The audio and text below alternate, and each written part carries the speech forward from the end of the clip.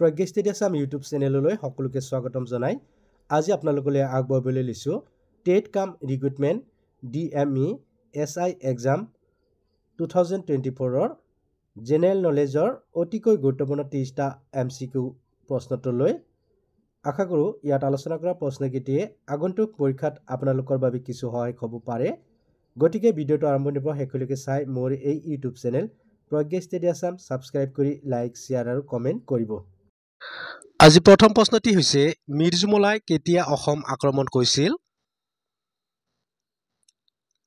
প্ৰশ্নটোৰ শুদ্ধ উত্তৰ হ'ব অপচন খ 1662 চনত বন্ধুসকল মিৰ্জুমলাই 1662 চনত অসম আক্ৰমণ কৰিছিল নেক্সট কোৱেশ্চন পত্ৰ কিমানত প্ৰকাশ কৰা হৈছিল প্ৰশ্নটোৰ শুদ্ধ উত্তৰ হ'ব অপচন খ 1846 চনৰ 1 জানুৱাৰী বন্ধুসকল 1846 চনৰ 1 জানুৱাৰী তাৰিখে শিৱসাগৰৰ পৰা অৰুণোদয় কাকতখন প্ৰকাশ হৈছিল নেক্সট কোৱেশ্চন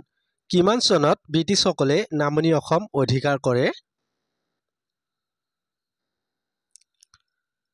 প্ৰশ্নটোৰ শুদ্ধ উত্তৰ হ'ব অপচন গ 1824 চনত বন্ধুসকল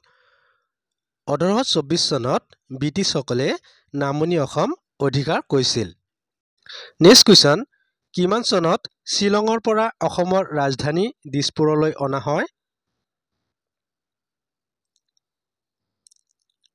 প্ৰশ্নটোৰ শুদ্ধ উত্তৰ হ'ব অপচন খ 1973 চনত বন্ধুসকল 1973 চনত শ্বিলঙৰ পৰা অসমৰ ৰাজধানী গুৱাহাটী দিছপুৰলৈ স্থানান্তৰ কৰা হৈছিল নেক্সট কোৱেশ্চন অসমৰ বাঁহ বেতৰ জাপি তৈয়াৰ কৰা জিলাখনৰ নাম কি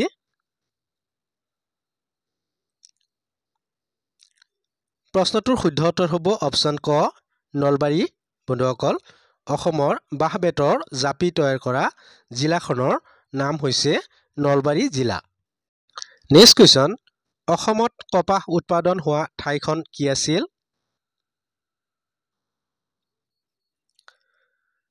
প্ৰশ্নটোৰ শুদ্ধ উত্তৰ হ'ব অপচন গ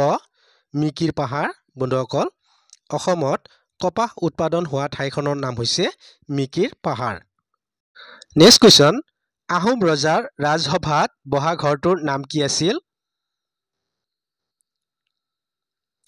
প্ৰশ্নটোৰ শুদ্ধ উত্তৰ হ'ব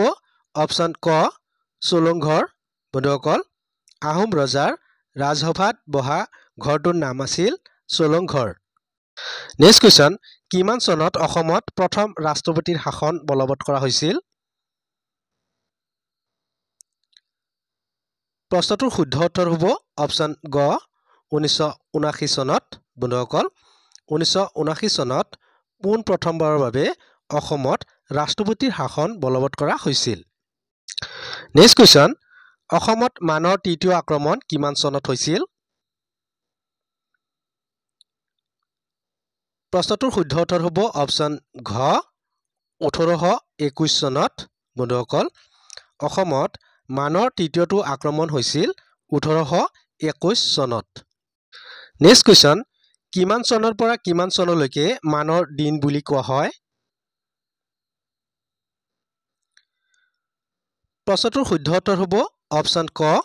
1821 চনৰ পৰা 1825 চনলৈকে মানৰ দিন বুলি কোৱা হয় নেক্সট কোৱেশ্চন চুকাফাৰ সমসাময়িক কছাৰী ৰজাজন কোন আছিল প্ৰশ্নটোৰ শুদ্ধ উত্তৰ হ'ব অপচন ক বিচাৰপতিকা বন্ধুসকল চুকাফাৰ সমসাময়িক কছাৰী ৰজাগৰাকীৰ নাম আছিল বিচাৰপতিকা নেক্সট কোৱেশ্চন কোন চনত চুতীয়া ৰাজ্যৰ পতন ঘটিছিল প্ৰশ্নটোৰ শুদ্ধ উত্তৰ হ'ব অপচন গ 1523 চনত বন্ধুসকল 1523 চনত চুতীয়া ৰাজ্যৰ পতন ঘটিছিল নেক্সট কোৱেশ্চন চুতীয়াসকলৰ ৰাজধানী ক'ত আছিল প্ৰশ্নটোৰ শুদ্ধ উত্তৰ হ'ব অপচন গ শদিয়া বন্ধুসকল চুতীয়াসকলৰ ৰাজধানী আছিল শদিয়া নেক্সট কোৱেশ্চন আহোমসকল অসমলৈ অহাৰ আগতে ক'ত বসবাস কৰি আছিল অৰ্থাৎ আহোমসকল ক'ৰ পৰা অসমলৈ আহিছিল প্ৰশ্নটোৰ শুদ্ধ উত্তৰ হ'ব অপশ্যন খ মাওলুং ৰাজ্য বন্ধুসকল আহোমসকল অসমলৈ অহাৰ আগত মাওলুং ৰাজ্যত বসবাস কৰি আছিল আৰু আহোমসকলে 1228 চনত পাটকাই পৰ্বত পাৰ হৈ অসমত প্ৰৱেশ কৰিছিল নেক্সট কোৱেশ্চন কোনজন আহোম ৰজাই শংকৰদেৱৰ গুণত মুগ্ধ হৈ বঁটা বাহন দিছিল প্ৰশ্নটোৰ শুদ্ধ উত্তৰ হ'ব অপশ্যন ক চুহুংমুং বন্ধুসকল আহোম স্বৰ্গদেউ চুহুংমুঙে শংকৰদেৱৰ গুণত মুগ্ধ হৈ বঁটা বাহন দিছিল নেক্সট কোৱেশ্চন বৰ্তমান মহাপুৰুষীয়া ধৰ্ম সংস্কৃতিৰ প্ৰাণকেন্দ্ৰ কি প্ৰশ্নটোৰ শুদ্ধ উত্তৰ হ'ব অপশ্যন ক সত্ৰসমূহ বন্ধুসকল বৰ্তমান মহাপুৰুষীয়া ধৰ্ম সংস্কৃতিৰ প্ৰাণকেন্দ্ৰ হৈছে সত্ৰসমূহ নেক্সট কোৱেশ্চন ভাগৱতখন কোনে সংস্কৃতৰ পৰা অসমীয়ালৈ অনুবাদ কৰিছিল প্ৰশ্নটোৰ শুদ্ধ উত্তৰ হ'ব অপশ্যন খ অনন্ত কণ্ডলী বন্ধুসকল অনন্ত কণ্ডলীয়ে ভাগৱতখন সংস্কৃতৰ পৰা অসমীয়ালৈ অনুবাদ কৰিছিল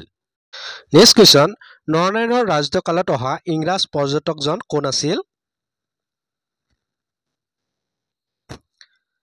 প্ৰশ্নটোৰ শুদ্ধ উত্তৰ হ'ব অপশ্যন ক ৰাল্ফ ফিটছ বন্ধুসকল নৰনাৰায়ণৰ ৰাজত্বকালত অহা ইংৰাজ পৰ্যটকজনৰ নাম আছিল ৰাল্ফ ফিটছ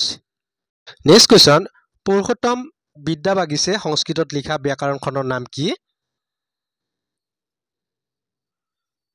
প্ৰশ্নটোৰ শুদ্ধ উত্তৰ হ'ব অপশ্যন গ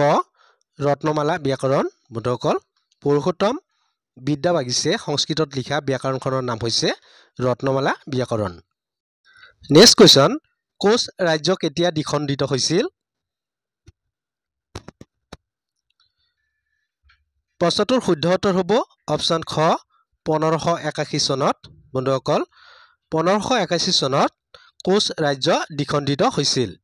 নেক্সট কোৱেশ্চন কছাৰীসকল কি জনগোষ্ঠীৰ লোক আছিল প্ৰশ্নটোৰ শুদ্ধ উত্তৰ হ'ব অপশ্যন ক মংগোলীয় বন্ধুসকল কছাৰীসকল মূলতঃ মংগোলীয় জনগোষ্ঠীৰ লোক আছিল নেক্সট কোৱেশ্চন কছাৰীসকলৰ প্ৰথম ৰাজধানী ক'ত আছিল প্ৰশ্নটোৰ শুদ্ধ উত্তৰ হ'ব অপশ্যন খ ডিমাপুৰ বন্ধুসকল কছাৰীসকলৰ প্ৰথম ৰাজধানী ডিমাপুৰ আছিল নেক্সট কোৱেশ্চন প্ৰাচীন অসমৰ ঐতিহাসিক চহৰ হিচাপে কোনখন চহৰক জনা যায় প্ৰশ্নটোৰ শুদ্ধ উত্তৰ হ'ব অপশ্যন খ শিৱসাগৰ বন্ধুসকল প্ৰাচীন অসমৰ ঐতিহাসিক চহৰ হিচাপে শিৱসাগৰ চহৰক জনা যায় নেক্সট কোৱেশ্চন কোনজন ভূঞা ৰজাই কমতা ৰাজ্য হস্তগত কৰিছিল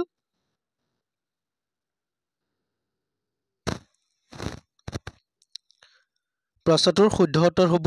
অপশ্যন ক আৰিমত্ত বন্ধুসকল আৰিমত্ত নামৰ ভূঞা ৰজাই কমতা ৰাজ্য হস্তগত কৰিছিল নেক্সট কোৱেশ্চন বংগদেশৰ কোনজন চুলতানে কমতা ৰাজ্যৰ পতন ঘটায় প্ৰশ্নটোৰ শুদ্ধ উত্তৰ হ'ব অপশ্যন গ আলাউদ্দিন হুছেইন শ্বাহ বন্ধুসকল বংগদেশৰ চুলতান আলাউদ্দিন হুছেইন শ্বাহে কমতা ৰাজ্যৰ পতন ঘটায় নেক্সট কোৱেশ্চন কোচ ৰাজ্যৰ প্ৰতিষ্ঠাপক কোন আছিল প্ৰশ্নটোৰ শুদ্ধ উত্তৰ হ'ব অপশ্যন গ বিশ্বসিংহ বন্ধুসকল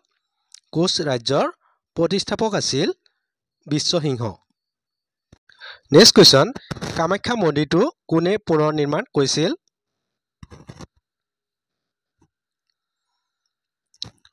প্ৰশ্নটোৰ শুদ্ধ উত্তৰ হ'ব অপশ্যন ক